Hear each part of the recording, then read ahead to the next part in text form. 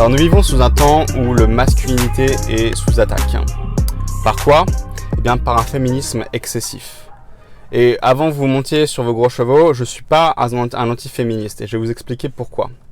Tout commence il y a à peu près 50 ans quand les hommes étaient des gros machos et qui manquaient de respect aux femmes. Forcément, c'était en imbalance. Les genres doivent vivre en balance, c'est un truc on sait depuis des milliers d'années, toutes les traditions spirituelles en parlent.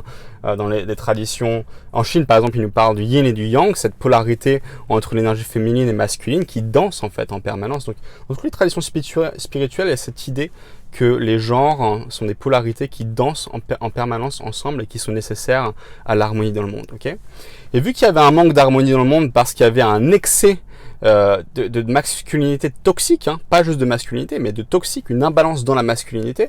Du coup, il y avait un manque de respect aux femmes. Il y avait la nécessité pour que les femmes montent en pouvoir et en respect à travers le féminisme. Très bien. Le problème, c'est que, comme beaucoup de choses qui se passent dans le monde, on a tendance à, comme quand on est en train de conduire avec la voiture, elle est en train de déraper vers la gauche, on fait quoi? On va vers la droite. Et qu'est-ce qu'on fait? Parfois, on va trop vers la droite. On compense de trop la situation. Et du coup, on arrive à une situation qui est en imbalance de l'autre côté. Et je pense que c'est la situation que beaucoup de gens vivent aujourd'hui par rapport au féminisme et à la masculinité. On est passé d'un monde où les hommes manquaient de respect aux femmes et c'était accepté, à un monde où on dit aux hommes que c'est mal d'être un homme, que c'est mal d'être dans sa masculinité. Et du coup, on a beaucoup de garçons qui n'apprennent jamais à devenir un homme, qui n'ont pas accès à des exemples, à des figures de masculinité qui leur montrent ce que c'est que d'être un homme sain, pas un macho, pas un homme toxique, un homme sain, un homme responsable, un homme qui dit la vérité, un homme qui n'a pas peur d'utiliser sa dangerosité, sa violence de manière sage pour établir la paix.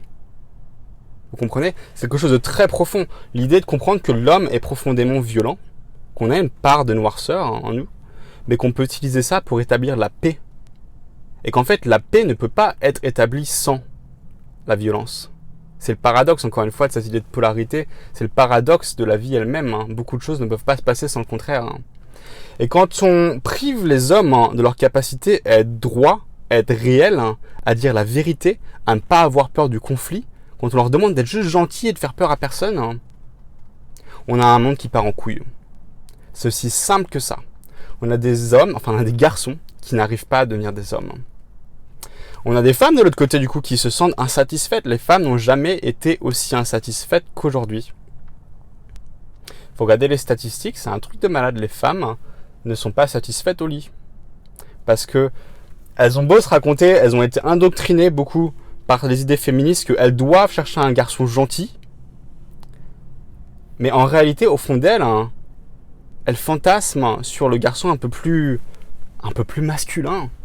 Et malheureusement pour beaucoup de personnes, parce que c'est difficile d'obtenir la balance, il va y avoir beaucoup de garçons gentils qui sont des nice guys, excessivement gentils, et du coup toxiques, parce qu'ils n'ont pas la capacité d'être des hommes et d'être droits et d'être dans la réalité. Ils échappent la vérité, ils mentent aux gens pour avoir l'air gentils. Du coup de l'autre côté, on va avoir des machos. C'est difficile de trouver des gens qui sont dans la balance. Du coup, on a des femmes qui se disent « Merde, les gars gentils, ils me plaisent pas, quoi, ils m'attirent pas. » Et du coup, elles vont voir les machos, les gars qui leur manquent de respect et qui continuent à les blesser de la même façon que les femmes ont été blessées depuis très longtemps.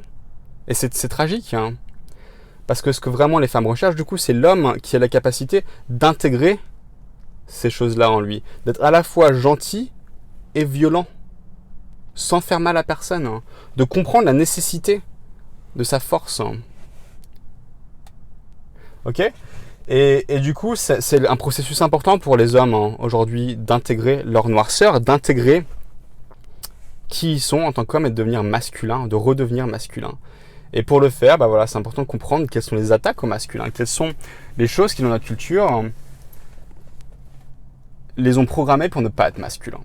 Donc tout le travail qu'on fait, tout le travail que je fais sur moi-même, que beaucoup d'entre moi font sur eux-mêmes, et que je pense que vous faites sur vous-même si vous regardez cette chaîne, c'est justement décoloniser la masculinité. C'est de se défaire de cette programmation qui lui dit que c'est pas bien d'être un homme, et de réaliser qu'en fait, le seul moyen d'être un homme bon, d'être un homme de service, un homme responsable, un homme qui est là pour sa communauté, pour sa famille, pour les gens qui l'entourent, c'est de réintégrer sa masculinité. Que la masculinité n'est pas une convention sociale. La masculinité est quelque chose de biologique, de spirituel, et qu'il est nécessaire pour notre réalisation en tant qu'être, de se réveiller à ça, de se réveiller à notre masculinité et de l'intégrer en nous. Et merci si vous faites ce travail, parce que c'est vraiment important. Et quand vous comprenez quelles sont les valeurs de la masculinité, le service, la responsabilité, la décision, vous commencez à comprendre pourquoi le monde part en couille. Parce qu'on manque profondément de cette masculinité saine. Regardez l'état de l'écologie dans le monde. Et la stagnation, le fait que beaucoup de gens ne prennent pas de décision. C'est l'énergie masculine qui manque ici. C'est l'énergie qui dit assez, qui dessine la ligne, qui dit c'est terminé, ça s'arrête là. On a besoin de cette énergie décisive qui dit c'est terminé. La vérité c'est ça et on va vivre la vérité maintenant. Il y en a marre des mensonges. Et on ne peut pas arriver à ce moment si les hommes ne se réveillent pas à leur masculinité. C'est aussi simple que ça.